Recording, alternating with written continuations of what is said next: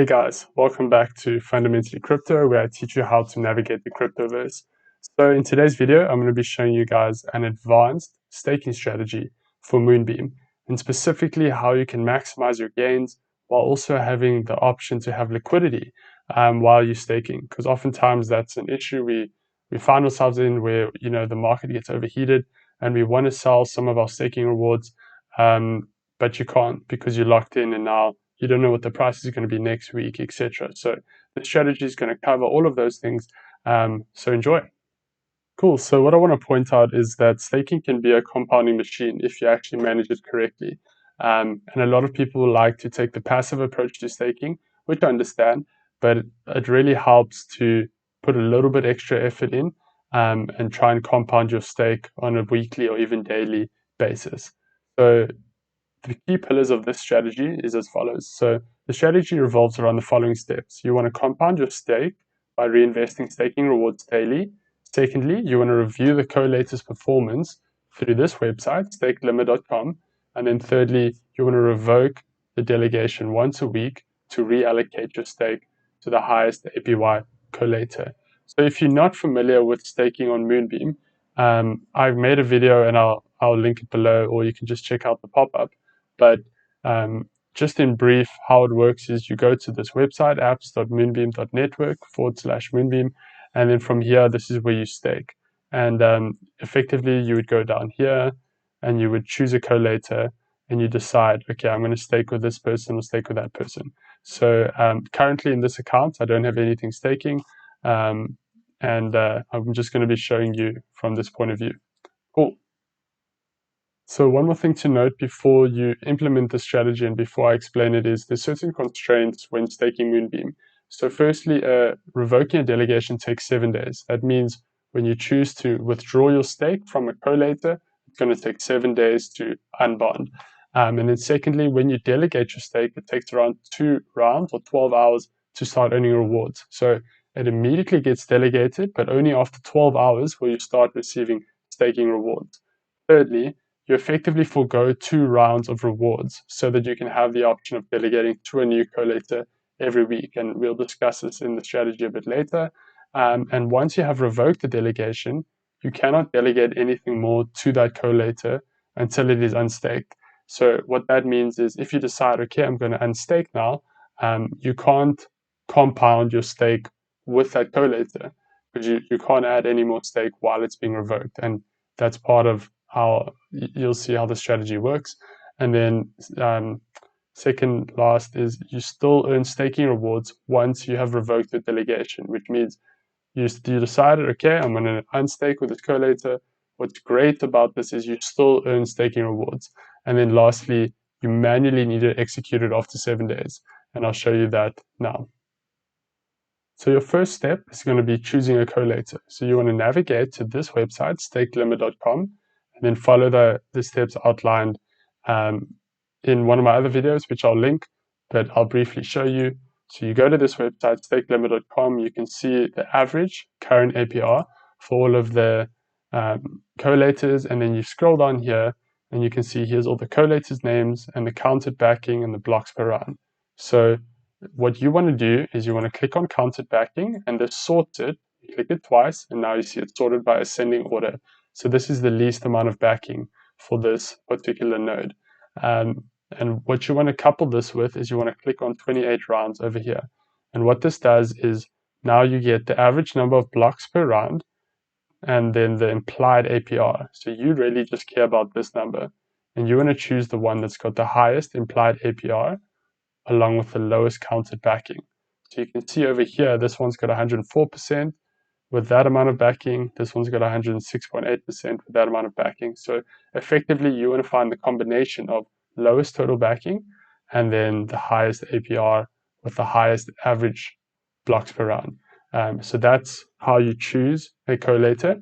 Now, in this strategy, you want to choose the top 2 collators. So you go down this list and you apply this process, which I just mentioned, and you look for the top 2. So, for the sake of this example, let's assume we see it's master node 24, and then let's just say BOGO sort. I'm not going to go through the entire list for the sake of time, but let's assume it's these 2. So your second step would be you want to split your stake in half. So let's assume you have 1,000 glimmer. It could be 100. It could be 100,000. It depends. But what you want to do is you take that stake and you split it in half. So now you've got 50% here, 50% here. And we've just identified our two top correlators. And now the reasoning for this is, remember I said earlier that once a delegation is revoked, you can't actually delegate more stake to that collator until it is fully unstaked. And so that means that for you to compound your stake, you're going to still need another active stake so that you can delegate your staking rewards to. So that's the point of having two equal stakes in the top two collators. Okay. So as you can see in this picture, this is how it works. So now this is a timeline from T0 to T14, so that each T represents 1 day. And we've got your two stakes here. So stake 1 and stake 2.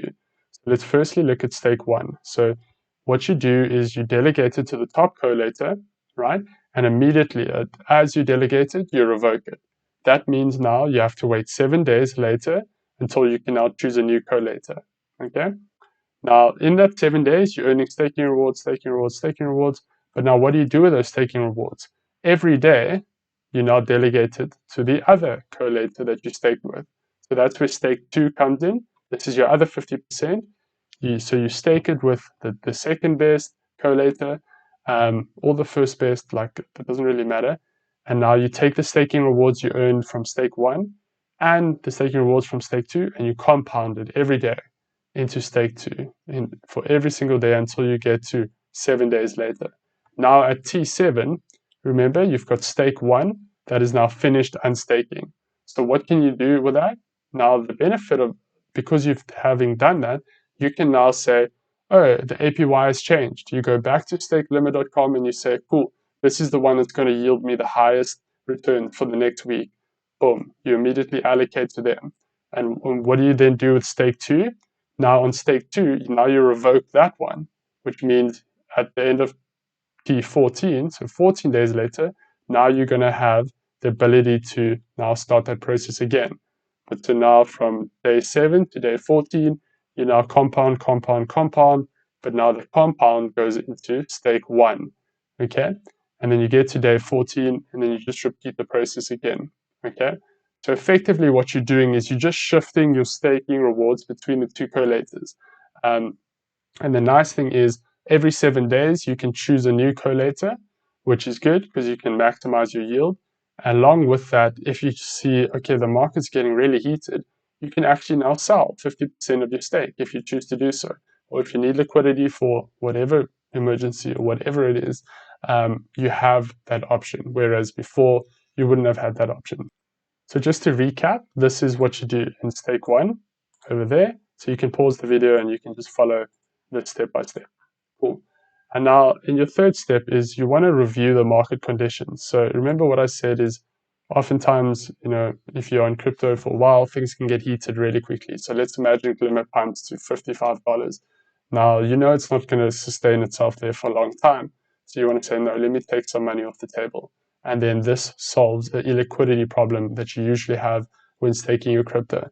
And then your step 4 would be always make sure your collator is in the active set. Now, what I mean by this is if you had to go, for those who are familiar with staking, you would go here, you'd manage your delegations. Now, within the staking app, you can choose your collator, right? And then there's an active stake or an active pool and then an inactive pool. You want to always make sure that the collator you're staking with is earning active rewards. Yes. So that would be over here. You click select collator and you see there's an active pool and then a waiting pool. You always want to make sure that the one that you are staked with is in the active pool because then they're earning staking rewards. So your fifth step would be repeat this process every week. So once again, you can just go back in the video and pause by this screenshot over here, and you can just apply it like that. But the point is that put a little bit of extra time in. This is an advanced strategy, even though it's quite simple, but it can feel advanced for some people. This will really compound your staking reward significantly as you patiently stack your Glimmer. So in conclusion, staking doesn't have to be a difficult and tiresome process. When you have a simple and effective strategy, you will reap the rewards of your due diligence.